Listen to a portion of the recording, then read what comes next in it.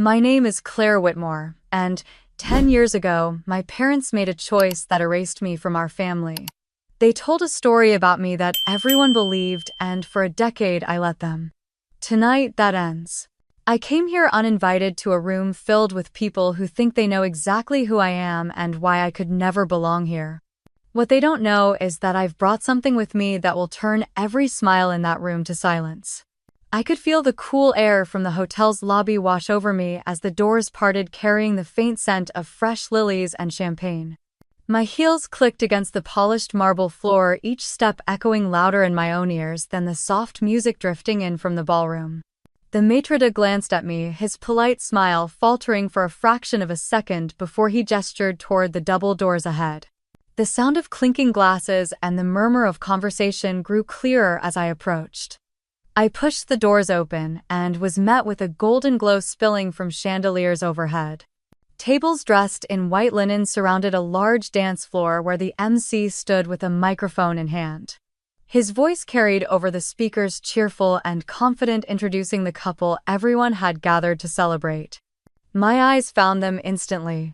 Lauren stood in the center, her wedding gown catching the light like frost on glass, a smile frozen on her face. Beside her, Ethan rested his hand on her back, oblivious to the shift in the air as I took my first step into the room. The moment my heel touched the ballroom floor, it happened. Conversations faltered, laughter thinned, and the sound of silverware against china slowed until it disappeared entirely. It was as if someone had cut the music, though the soft melody still played somewhere in the background. Heads began to turn one by one toward me. I kept walking slow and steady, letting my gaze sweep across the room without lingering too long on anyone. The satin of my dress brushed against my legs, and I could feel my pulse in my fingertips where they clutched the small black clutch at my side. My heart thudded, not from fear but from the sharp awareness that every step brought me closer to them. Richard was the first to react. His jaw tensed, the skin around his mouth tightening as if he were trying to form words and couldn't. Marlene, sitting beside him, froze with her wine glass halfway to her lips.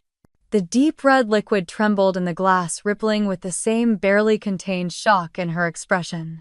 She set it down slowly, her eyes locked on me as though I might vanish if she blinked. Lauren's reaction was different. Her hands tightened on Ethan's arm, the soft fabric of his suit wrinkling under her grip. Her lips parted slightly, but no sound came out.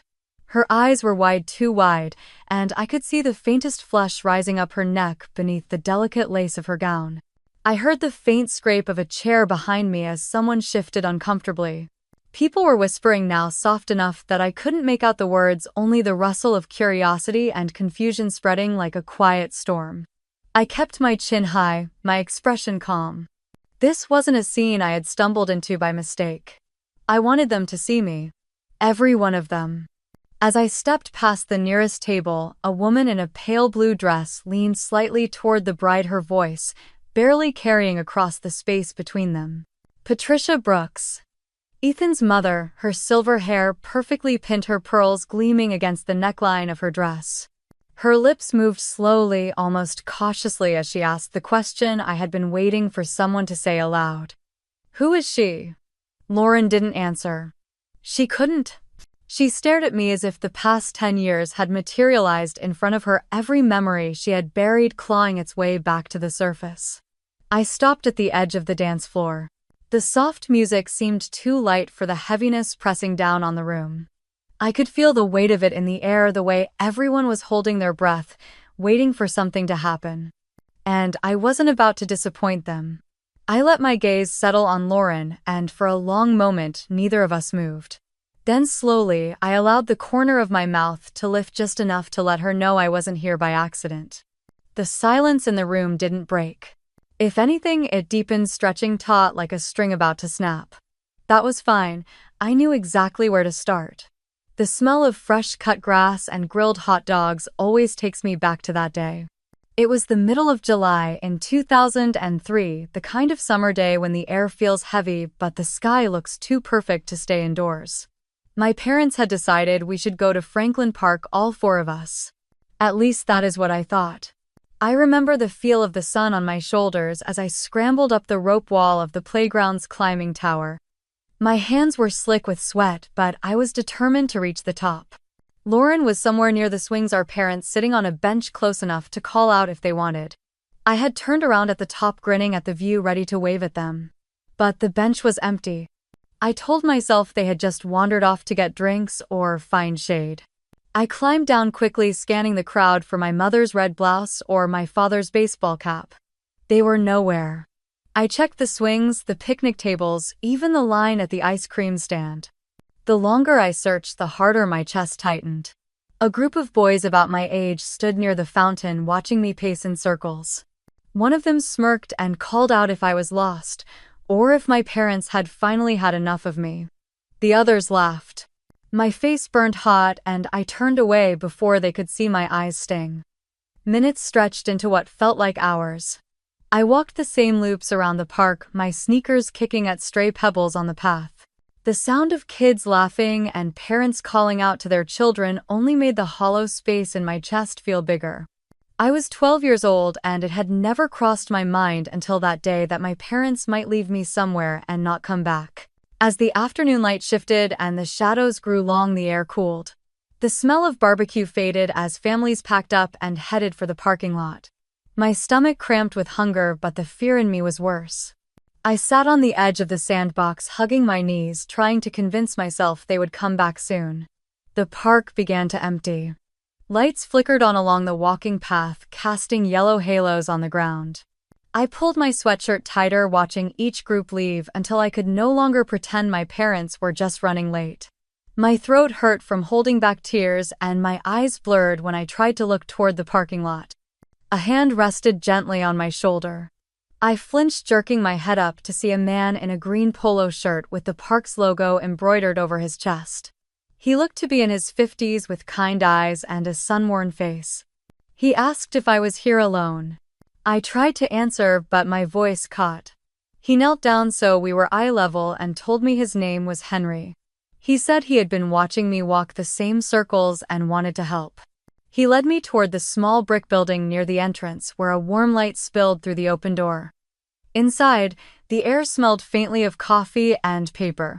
There was a desk with a phone, a few folding chairs, and a bulletin board covered with faded flyers. Henry handed me a paper cup of water and asked if I knew my parents' phone number. I nodded and recited it quietly. He dialed, waited, then frowned and tried again. When someone picked up, he brightened slightly and handed me the receiver. My father's voice came through flat, without surprise or worry. I told him where I was, that Henry had found me, that I was waiting for them. There was a pause long enough for me to think the call had dropped. Then he said he did not know who I was and that I must have the wrong number. The line went dead. I stood frozen, the phone heavy in my hand. Henry's brows knit together, and he gently took the receiver back. He dialed again, his voice calm but firm, identifying himself and explaining the situation. I heard my father's voice faint in the background before Henry's expression changed, the way people look when they realize they are talking to someone who will not listen. Henry hung up, hesitating before telling me my parents were not coming. My chest hollowed out, the sound in the room fading like my ears had been plugged. He asked if there was anyone else he could call.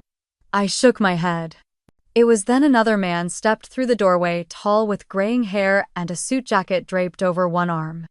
He greeted Henry, then turned his eyes on me. For a moment, he simply studied my face, something unreadable in his gaze. Henry explained quickly who I was and what had happened. The man's posture stiffened when he heard my last name. His name was Thomas Keller. He told me he had known my father years ago. He crouched down, his voice steady and low, and asked why I was sitting here alone.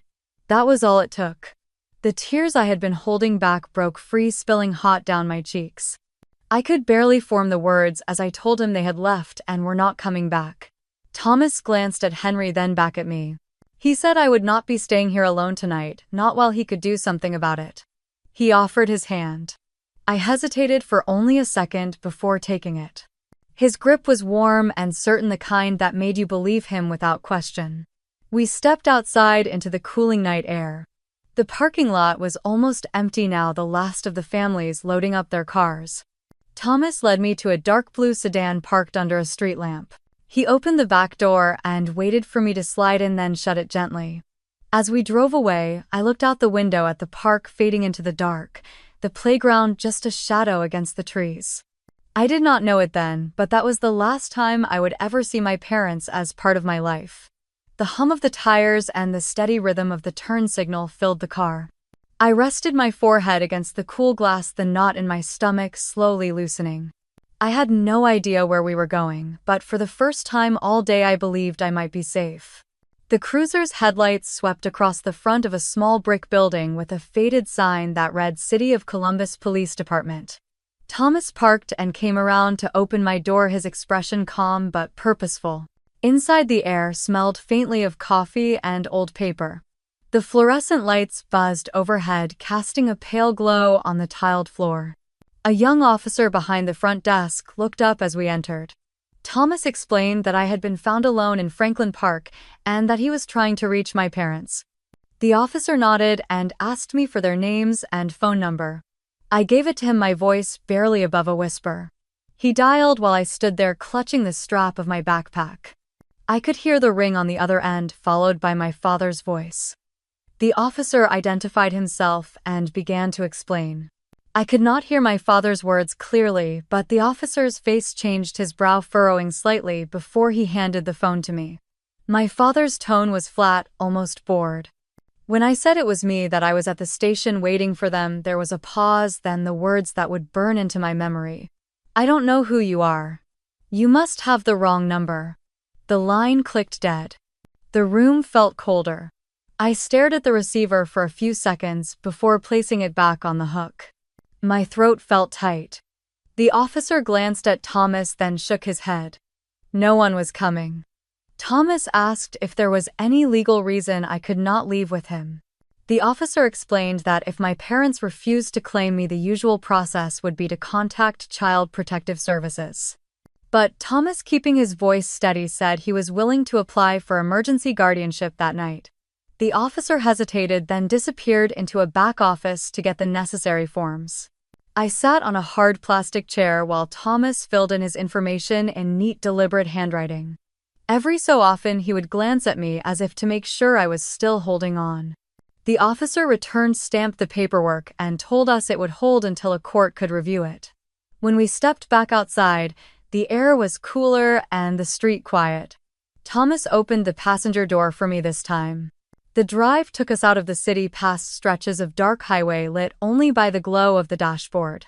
Eventually houses began to appear, each with a tidy lawn and porch light glowing in the night. We pulled into the driveway of a two-story home with pale blue siding and a white porch. A hanging basket of flowers swayed gently in the evening breeze. Inside, the house smelled faintly of cinnamon and old books. The walls were lined with framed photographs, many of them showing Thomas with a smiling woman I would later learn was his late wife. He showed me to a small guest room at the end of the hall. The bedspread was patterned with faded roses, and there was a small lamp on the nightstand. I set my backpack down, unsure if I was allowed to sit on the bed. Thomas noticed my hesitation and told me to make myself at home. I nodded, but as soon as he left the room, the weight of the day pressed down on me. I sat on the edge of the bed staring at the floor until my vision blurred. The tears came slowly at first, then all at once spilling hot down my cheeks. I buried my face in my hands, my shoulders shaking until I had no strength left. A soft knock sounded on the door. Thomas stepped in holding a mug that sent up a faint curl of steam. He set it on the nightstand and told me it was warm milk with a little honey, something his wife used to make when she couldn't sleep.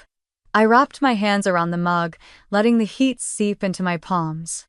The sweetness was gentle, soothing, and it steadied the tightness in my chest. Thomas pulled a chair closer to the bed and sat down. He did not rush me or press for answers. Instead, he said that life had a way of knocking us down without warning, and that sometimes the only thing we could control was how we stood back up. He asked me to promise that I would work hard, stay in school, and build a life I could be proud of no matter what had happened before. I looked at him, the lamplight catching the lines in his face, the quiet sincerity in his eyes. My throat still ached from crying, but I managed to nod. I promised. And in that moment, I meant it with every part of me. Thomas smiled, faintly stood, and told me to get some rest. He would be just down the hall if I needed anything. When he closed the door, I lay back against the pillow, the faint scent of lavender from the sheets surrounding me. The house was quiet except for the soft ticking of a clock somewhere in the hallway. I stared at the ceiling until my eyelids grew heavy. For the first time in hours, I let myself believe that maybe I had landed somewhere I could be safe, even if I didn't yet know what tomorrow would bring. The house was quiet except for the soft ticking of a clock somewhere in the hallway. I stared at the ceiling until my eyelids grew heavy. For the first time in hours, I let myself believe that maybe I had landed somewhere I could be safe, even if I didn't yet know what tomorrow would bring. Boston greeted me with the smell of salt from the harbor and the hum of a city that never seemed to pause. MIT's campus stretched along the Charles River, its buildings a mix of brick history and modern glass. The first weeks felt like stepping into a current that moved faster than anything I had known. Lectures were packed, assignments came in waves, and the people around me spoke in the shorthand of those who had been building and solving since they could walk. There were nights I stayed in the computer lab until dawn, the hum of servers and the clack of keyboards my only companions. Thomas called every Sunday evening, always asking if I was eating enough and sleeping at least a little. I lied about both. But each time we hung up, his voice lingered in my mind, a reminder that someone believed I belonged there. By my senior year, I had learned not just to keep up but to lead. Group projects came easier, my code cleaner, my presentations sharper. When I walked across the stage in June of 2013, the air was thick with summer heat and the applause echoed in my chest. Thomas sat in the audience, his hands cupped around his mouth as he cheered the same way he had at the science fair years earlier. After graduation, I took a job at a mid-sized technology firm in Boston. The work was challenging, the pay decent, and the view from the 22nd floor made me feel like I was standing on the edge of the world. Still, the corporate walls felt too tight. By 2016, I had saved enough to take a risk, and I left to start my own company. The idea was simple but ambitious: an artificial intelligence platform designed to streamline data for small businesses. I worked out of a cramped shared office, living on coffee and takeout, hiring a handful of engineers who shared my belief in what we were building. The first year was a blur of late nights and small victories. By the second year, investors began to notice. In 2018, the company was valued at $45 million. It should have felt like triumph, and in some ways it did. I bought Thomas a new car, one with heated seats, because he always complained about Ohio winters. I took him to a Red Sox game, and we sat close enough to see the players' expressions. But at night, in the quiet of my apartment, there was still a hollow place that no success seemed to fill. That emptiness was something I rarely spoke about, even to Thomas. It was the shape of a question I had learned to live with, the kind you tuck away because there is no answer that can undo the past. Or so I thought. One Thursday afternoon, while I was between meetings, I opened my email and saw a subject line that made me pause. It was from a distant cousin. I barely remembered someone from my mother's side. The message was short, almost hesitant. "I just heard something strange and wanted to ask you directly. Is it true you died in 2003? I read it 3 times, my fingers hovering over the keyboard. My mind spun backward through the years, to that day in the park, to the sound of my father's voice denying me. I had never thought about what story they told other people, only that they had erased me from theirs. But this was something else entirely. I typed back a brief reply saying I was very much alive and asking where they had heard it. Then I sat there staring at the screen, feeling the weight of a door I hadn't realized was still locked begin to shift. The rest of the day passed in a haze. My meetings blurred, my focus pulled toward the quiet hum of my laptop as I waited for a response. When it finally came, it was a single sentence that settled like ice in my chest. "Your parents told the whole family you were gone, and that's why you weren't in the will when Grandma passed." I closed the laptop gently, my reflection faint in the darkened screen. The office around me carried on as if nothing had changed, but in my mind something had just cracked wide open. The moment I stepped out of the office that evening, the noise of the street hit me like a wave, but I barely registered it. The sidewalks were crowded, the air thick with the smell of food trucks and exhaust, but my mind was locked on a single thread that I couldn't let go of. If what my cousin had said was true, my parents hadn't just erased me from their lives, they had erased me from my grandmother's legacy. At home, I tossed my keys onto the counter and went straight for my laptop. My fingers moved faster than my thoughts as I searched every public record database I could access. It took less than 15 minutes to find an obituary from July of 2019. Eleanor Brooks' beloved mother, grandmother, and friend had passed away at the age of 87. The write-up was polished, warm, full of carefully chosen words. It mentioned her daughter, my mother Marlene, her son-in-law Richard, and her only granddaughter Lauren. It didn't just leave my name out, it read as if I had never been born. The knot in my chest tightened. I clicked through to the probate court's online filings for Charleston County, scrolling until I found her estate case. The will on file was dated February 2019 and named Lauren Brooks as the sole beneficiary of an estate valued at approximately $3.2 million. Real estate investment accounts, and a sizable collection of jewelry and antiques. On the surface, it looked airtight, signed, notarized, and filed within weeks of her passing. If I had stopped there, I might have assumed Eleanor had simply changed her mind. But I didn't stop. I couldn't. The next day, my cousin sent me something unexpected, a forwarded email chain from years back. She said she thought I should see it for myself. Attached was a PDF scan of an older will dated 2015. This one split the inheritance evenly between Lauren and me. There it was, in black and white, my name printed neatly alongside hers. I scrolled to the last page and froze. The newer court filed will included a supplemental page that claimed I had waived my inheritance. A single paragraph said I had been contacted and had chosen to decline signing my name in agreement. Only the signature was not mine. I printed both documents and laid them side by side on the kitchen table. Under the warm glow of the pendant light, the forgery was even more obvious. My real signature slanted slightly to the right with the loops of my L's leaning forward. The one on the waiver page leaned left, the loops awkward, the spacing stiff. Whoever had done this knew what my signature looked like, but not how it felt to write it.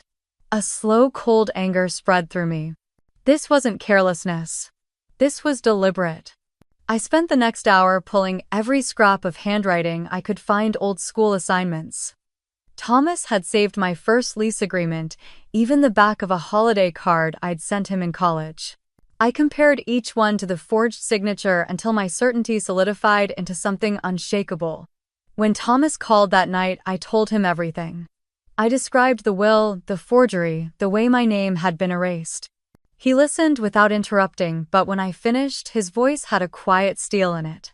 He told me to slow down, to make sure I gathered everything before making a move.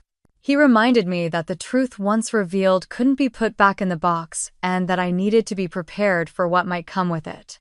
Then he said 4 words that grounded me: "We will fix this." After we hung up, I poured myself a glass of water and sat back at the table staring at the documents again.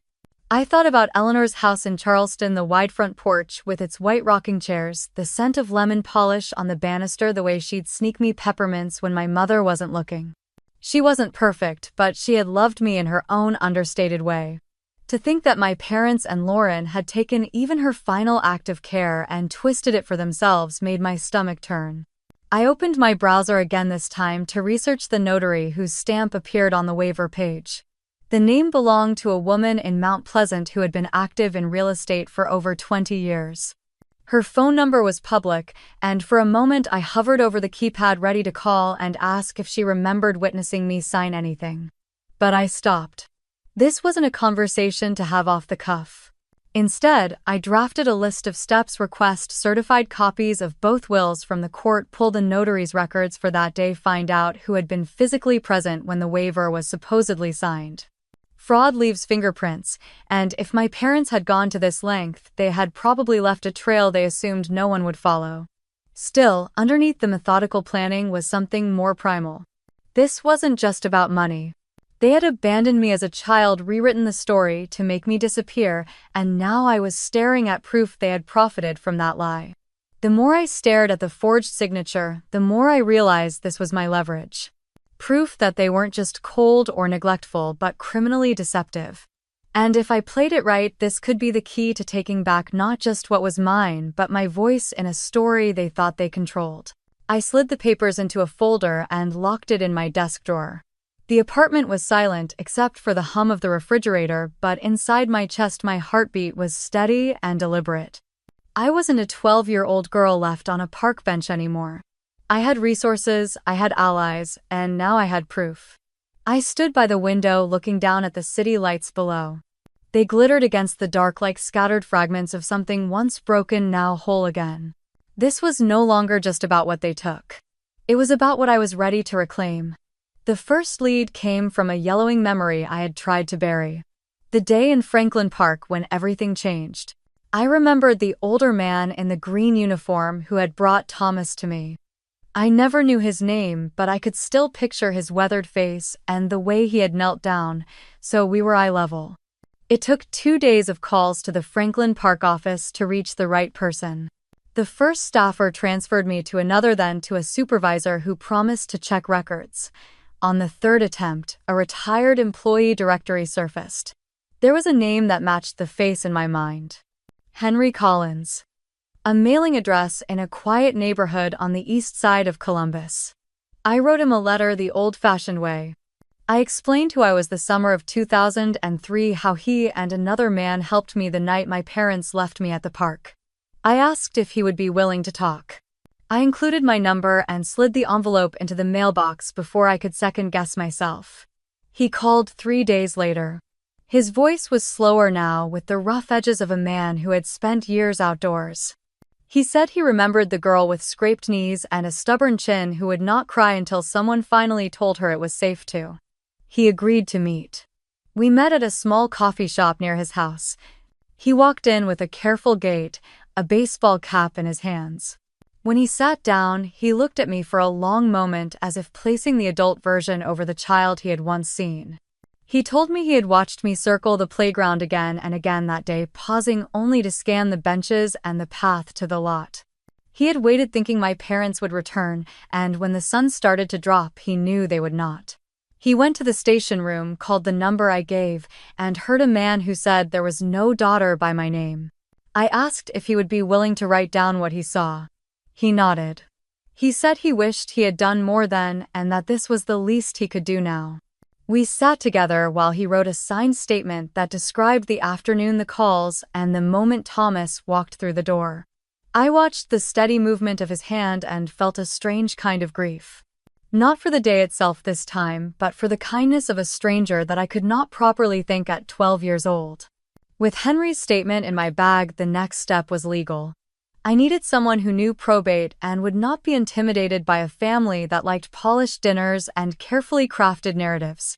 A colleague in Boston recommended an attorney named Daniel Foster, a partner at a small firm that handled complex estate disputes. I called his office, and his assistant found a window for me that afternoon. Daniel's office sat in a brownstone near Copley Square. The waiting room was calm and spare, a single bookshelf and a framed photograph of a courthouse. Daniel greeted me with a firm handshake and the patient attention of someone who understood that the story before the facts mattered too. I laid out everything. The abandonment. The emergency guardianship. The 2015 will with both granddaughters. The 2019 filing that listed only Lauren, the supplemental waiver page, and the signature that was not mine. Henry's statement. Daniel listened without interrupting, only scribbling a note when I described the notary stamp from Mount Pleasant. When I finished, he sat back for a moment, collecting his words. He said that what I had described touched multiple issues. Fraud in the execution. Undue influence if someone had pressured Eleanor to change her will while in a vulnerable state. Forgery of a waiver. Possible perjury if any sworn statement to the court included false facts. He said that families rarely expected anyone to look behind the curtain once a probate was closed. That did not mean you could not pry it open. He outlined a plan in simple terms. First, order certified copies of the wills, the waiver, and the entire probate file. Second, request the notary's journals for the date listed on the waiver. In South Carolina, notaries are required to keep records of signings. Third, gather all evidence that I had been alive and reachable in the period when I supposedly waived my inheritance. He smiled a little when he said that usually meant leases and utility bills, but in my case, it might include conference talks and a company website that clearly listed me as founder and chief executive. He suggested we also secure the emergency guardianship records from Franklin County in 2003 to document the rupture point with my parents. I asked him plainly what he thought.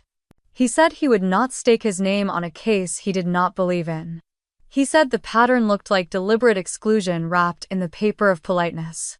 He said he could not promise how a judge would read a grandmother's intent, but he could promise that the court would read it. We drafted requests on the spot. His paralegal came in with a neat stack of forms and I signed authorizations for records retrieval. He dictated a letter to the Mount Pleasant notary, very formal, very precise, requesting her journal entries and witnesses for the date of the waiver. He asked me for a list of anyone who could swear I was alive and not in contact with my parents, not an easy thing to prove but relevant when combined with the other facts. I gave him Thomas's full name and address, Henry's contact, and the details of my company and public talks. Before I left, Daniel looked at me carefully and asked if I was ready for my parents to deny everything. He said people who built their lives on a version of events often doubled down when you pulled at the edges. He asked if I was prepared for Lauren to say she had no idea. I told him the truth. I was ready to hear nothing I wanted and everything I expected. 2 weeks later, certified mail began to arrive at Daniel's office. He called me in when the probate file was complete. We sat side by side at his conference table, page after page spread before us. There was the 2015 will with both names witnessed and notarized. There was the 2019 will with only Lauren, a different attorney, a different notary, and a letter from my mother about Eleanor's declining health that year. There was the supplemental page stating that I had waived any claim with a date that fell on a weekday in April. Daniel pointed to the notary block. The commission number matched the woman in Mount Pleasant. Then he slid over another page the response to his records request. The notary journal showed 2 signings that day at a private residence across town. One was a real estate document. The other was a power of attorney update. There was no entry listing my name or a waiver. He leaned back, tapping his pen lightly against the table. Absence is not proof, he said, but it is a crack. If a notary claims a signing took place, there should be a journal entry. If there is no entry that suggests the page may have been stamped outside regular procedure or after the fact. We kept reading. In the court file was a sworn statement from my father that he had attempted to contact me through last known channels and received no response.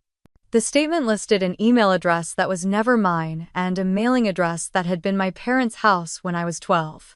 Daniel underlined those lines and said quietly that false swearing could have consequences.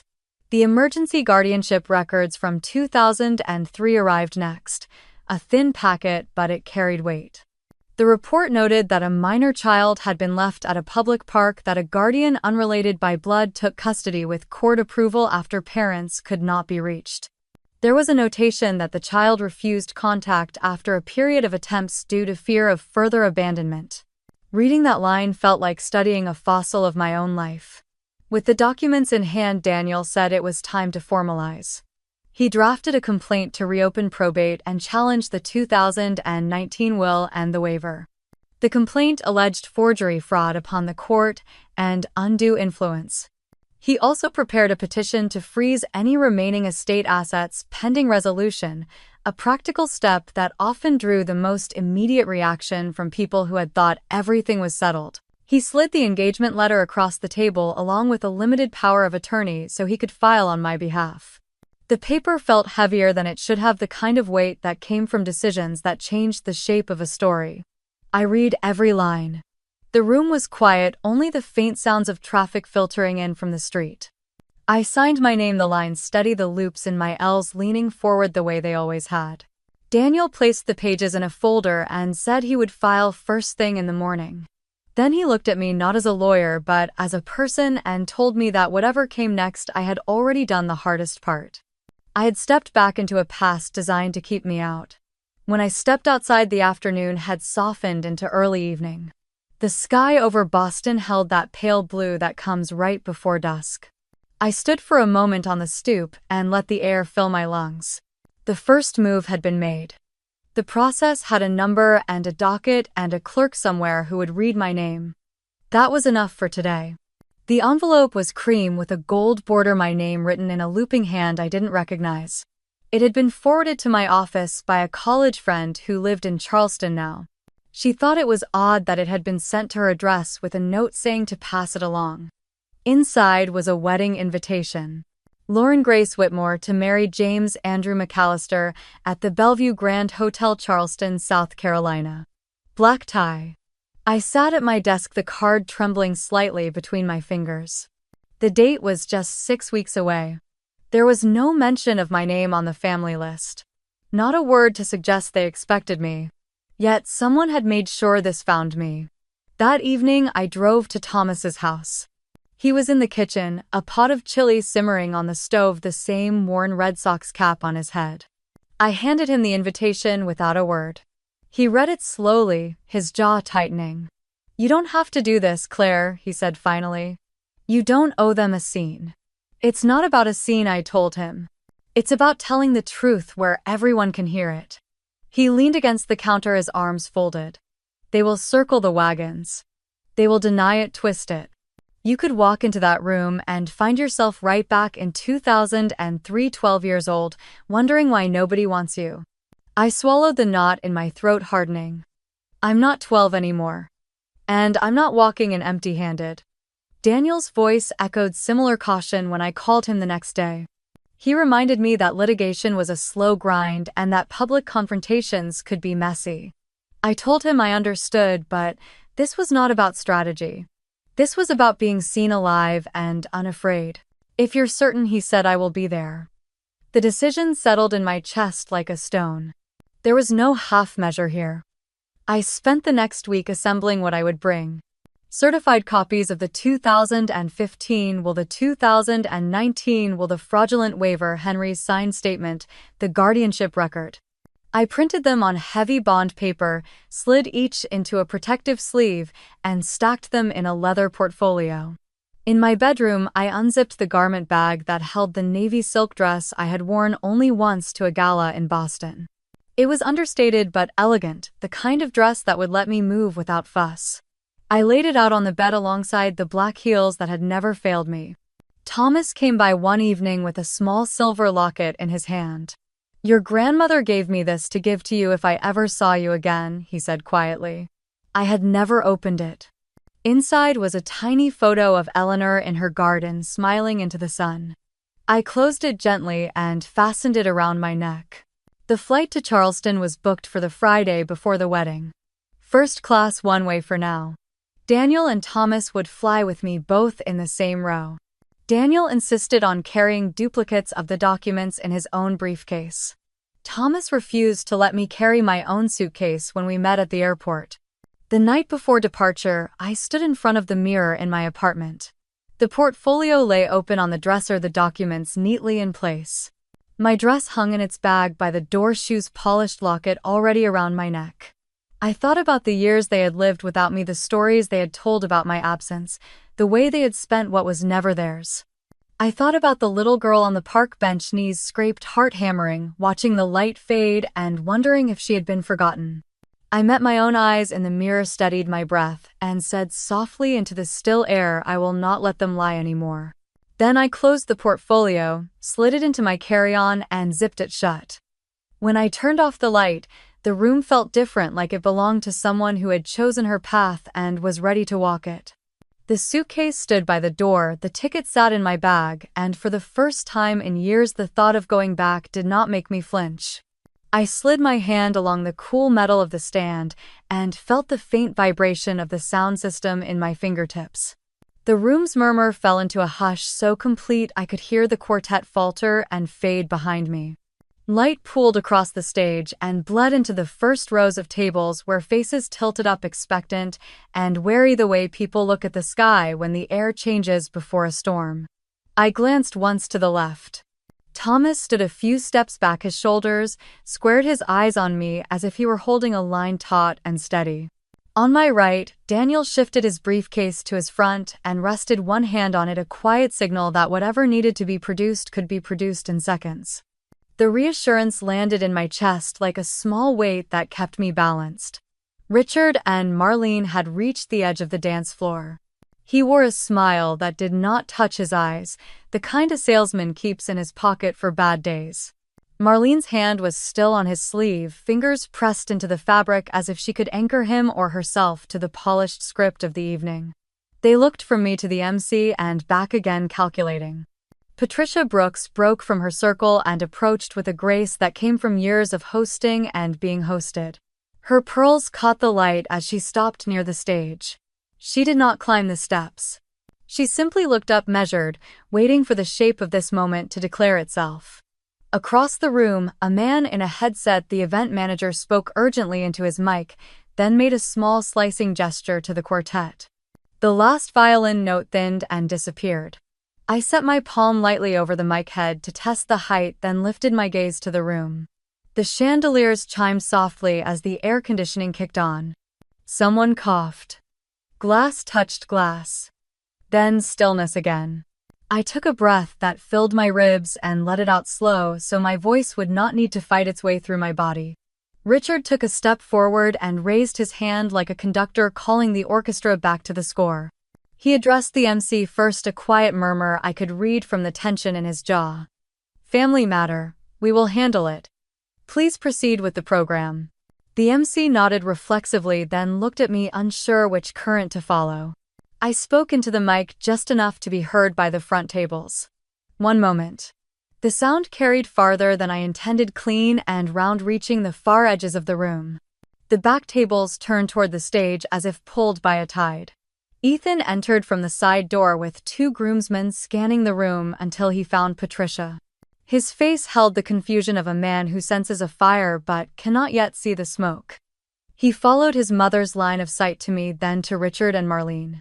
His mouth flattened. Behind him, a pair of hotel security staff hovered near the wall, all black suits and earpieces, waiting for instruction that did not come.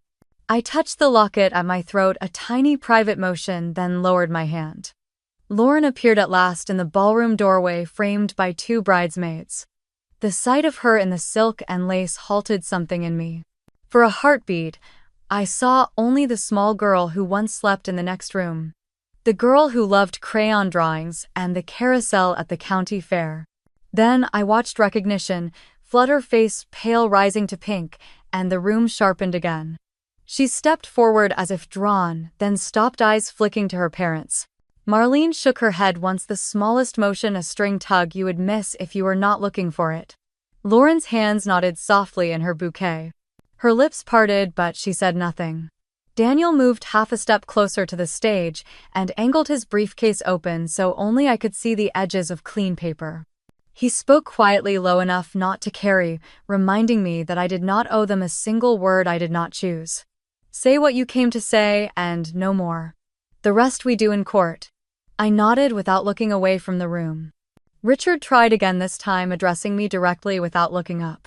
"You have made your point," his posture said. "Step aside and let the evening continue." I watched him for a long breath and let the silence answer what I would not. I lifted the mic a little closer. The room leaned in. Somewhere near the back, a phone vibrated against a tabletop, a tiny insect hum that made 3 people flinch. Patricia spoke softly to a man beside her, and he slipped away toward the lobby, likely to find a coordinator who could tell her who I was and why I was here. She returned her eyes to me with the cool attention of someone who has chaired more than one board and will not be hurried. The MC, to his credit, did not try to take the microphone back. He folded his note card and stepped 2 paces to the side, a subtle withdrawal that left the stage mine without a struggle that would embarrass the hotel. The quartet sat with their instruments in their laps, hands quiet, watching. My first impulse was to begin immediately to let the words come and fall where they may. But the shape of the moment mattered. I let my gaze travel from the front tables to the back, from the left side of the room to the right, making small anchors with faces I did not know. A woman with gray streaks in her hair and kind eyes. A young man who looked barely out of college, rigid in his rented tux. A middle-aged couple clasping hands under the tablecloth, their knuckles white. I felt a shift at the edge of the stage and turned slightly. Richard had placed one polished shoe on the bottom step as if to climb. Thomas stepped forward with a gentleness that left no doubt and stood where the step met the floor, his presence a line Richard would have to cross deliberately. Their eyes met. The years that tied them together and then cut them apart passed in a glance. Richard lowered his foot without a word and remained on the floor. I drew another breath, the paper scent of the mic's foam cover faint and oddly familiar.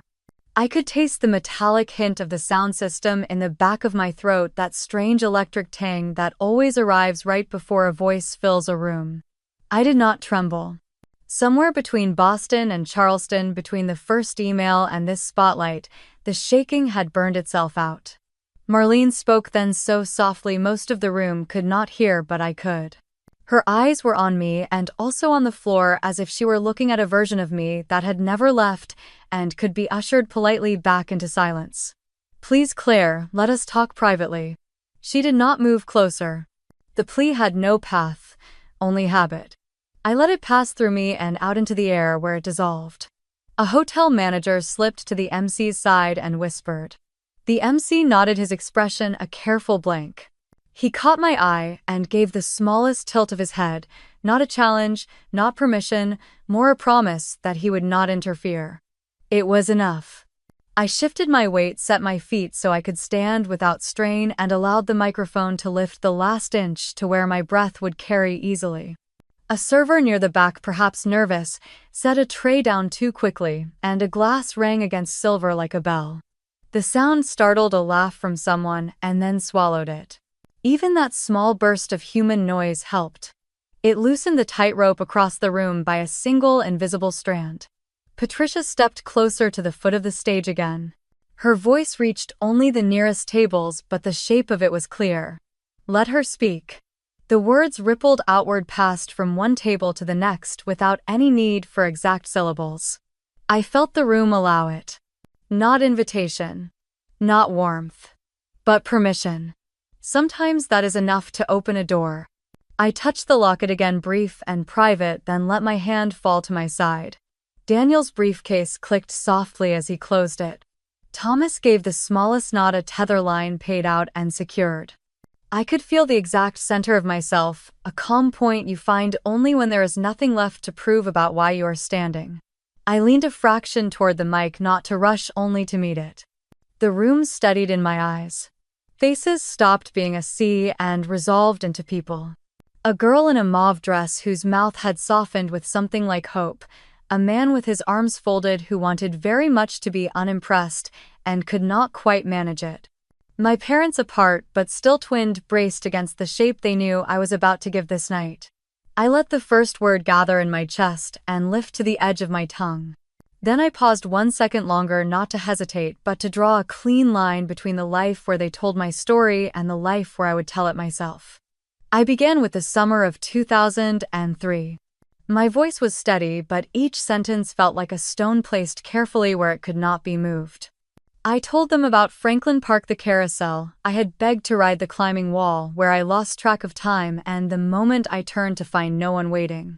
I described walking the paths until the shadows grew long, calling for my parents until my throat ached, and the small group of children who laughed and asked if I had been left there on purpose.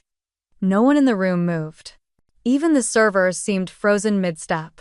I told them about the park employee Henry Collins, who saw me sitting alone on a bench shivering, though it was still warm, and how he walked me to the security office.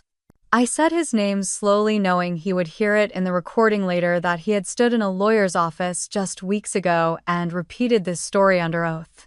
I did not look at Richard or Marlene yet. Instead, I told them about Thomas Keller, the man who walked into that office and asked why I was alone. I explained how he had once been my father's friend, how he called their house that night only to be told by Richard that he did not know the girl on the other end of the line. I let that sentence hang in the air. Then I described how Thomas signed the paperwork for emergency guardianship, how he took me to his home outside Columbus, how that first night I cried until there was nothing left and he brought me a mug of warm milk. My gaze touched Thomas for only a moment before moving on. I spoke of the years that followed the school where I learned to code the science fairs, the letter from MIT in 2009. I gave them the milestones, but not the sentiment, letting the facts carry their own weight. I told them about graduating in 2013, working in Boston, building a company from scratch and watching it grow until it was valued at $45 million. I made it clear that none of that erased what happened before, but it proved that being abandoned did not end me. Then I let the pause stretch before I addressed the lie. Somewhere along the way, I said someone decided it would be easier to tell the family I had died. I told them about the email from a distant cousin who had heard the story for years. I repeated the words exactly as they were written. "Is it true you died in 2003? The laugh that rose in my chest was dry and humorless. I said no one had called me. No one had checked the missing persons registry because I was never missing in their eyes. I was erased. That was when I looked directly at Richard and Marlene. Their faces were tight, Marlene's hand gripping the tablecloth. Richard's jaw locked. I did not raise my voice. I didn't need to. I told them I had learned that my grandmother Eleanor died in 2019, that her will left $3.2 million to Lauren, but that an earlier version included both of us. I described finding the scan of the original, my name written in the same neat type as hers, and beneath it a signature supposedly mine, waiving all rights. I let the word supposedly linger. I told them about the forensic document examiner who confirmed the signature was not mine. I told them about the notary record with the wrong date, the wrong address, and the stamp of a woman who had already surrendered her license for fraud. I said the act was not just theft but a felony. Then I reached for the envelope Daniel had placed on the podium. I slid out the copy of the original will and held it up so the front tables could see.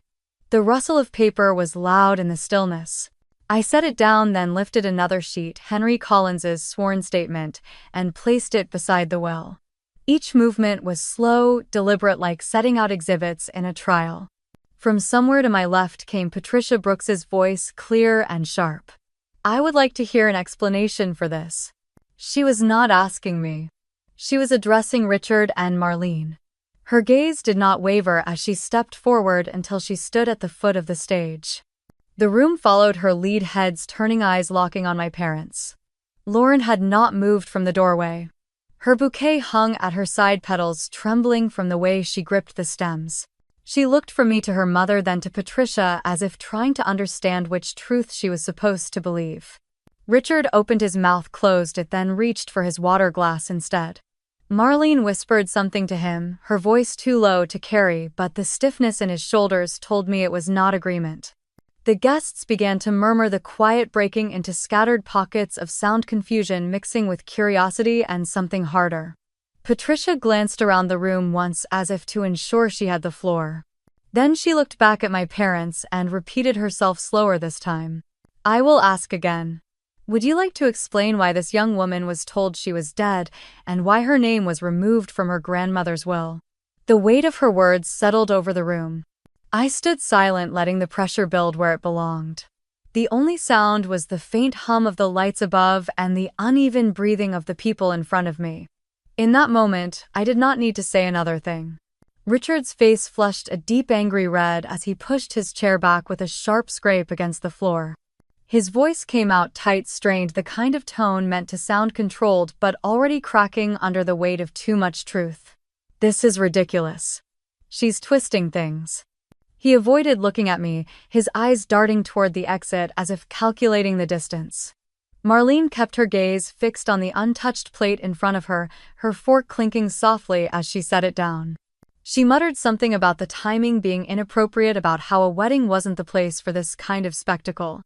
But her voice lacked conviction, like she knew every word she spoke was too flimsy to hold up against the evidence sitting on the podium. Lauren's sob broke the low hum of murmurs in the room. It wasn't dramatic or staged, just a raw, unsteady sound that made a few guests shift in their seats. Her mascara had already begun to smudge her shoulders, shaking as she stared at her parents. "I can't believe you," she whispered, and the words seemed to collapse her posture even more. Across the room, Ethan Brooks straightened in his seat. The groom's father had been silent until now, watching the scene with the stillness of someone who wanted to hear every word before weighing in. His voice carried easily over the clinking glasses and whispers. "Is it true? Did you abandon her at that park and never go back?" The question cut through the air, leaving no room for soft denial. Richard's jaw worked like he was chewing on the answer, but nothing came out. Marlene opened her mouth, then closed it, her hand tightening around the stem of her glass. From the table closest to the wall, Thomas spoke up. His voice was steady, almost quiet, but it reached every corner of the room. "I was there that day. I took her to the police station. I called you. And you told me you didn't know her. That's not something a person forgets." Daniel, who had been seated just behind Thomas, leaned forward. "The case has already been filed," he said. "Fraud. Forgery. Misappropriation of inherited assets." His tone was professional, free of embellishment, and that only made the words hit harder. The shift in the room was almost visible. A few guests exchanged glances, their chairs scraping softly as they stood. One by one they left Richard and Marlene's table, moving toward mine. The clink of silverware and shuffle of feet filled the silence left behind. Some sat near Thomas, others simply stood close enough to signal where their loyalties had shifted. Richard's mouth twisted into something between a sneer and a grimace. "You've been planning this for years, haven't you? Waiting to humiliate us." His voice was low, meant for me, but a few nearby guests still caught the words and stiffened. I didn't answer. There was nothing left to say that I hadn't already laid out for the entire room. Lauren's eyes finally met mine. They were wide, glistening with tears, her lip trembling. It wasn't the look of someone defending her family or even someone clinging to denial. It was the look of a person watching a carefully built world crack open, realizing they'd been standing on the wrong side all along. Shame and regret lived side by side in her expression, and for a brief second neither of us looked away. Patricia stayed standing, her arms crossed, gaze never leaving Richard and Marlene. The guests had stopped eating entirely now, all attention locked on the fractured family scene playing out in front of them. The air in the room felt different, heavier, as if the truth had altered its shape. The music had stopped somewhere in the middle of my speech, and no one had thought to start it again. Even the hotel staff lingered by the walls, their trays paused mid-service. Lauren took a small step toward me, then hesitated, her hand tightening on her bouquet until petals began to fall. Her voice was softer this time, almost a whisper, meant only for me, but in the quiet it carried. "I didn't know." I held her gaze, not offering comfort or judgment, just acknowledgement. Somewhere behind me, Daniel gathered the documents from the podium. The papers made a crisp sound as he slid them back into the envelope, the final note to a chapter that was already shifting into something else entirely. The tension didn't break, but it settled the way a storm sometimes sits overhead instead of moving on. And in that uneasy calm, the room waited, as if expecting the next move to come from me. I stepped down from the platform without looking back, feeling the weight of 100 eyes follow me as I crossed the room. The sound of my heels against the polished floor was the only rhythm I needed.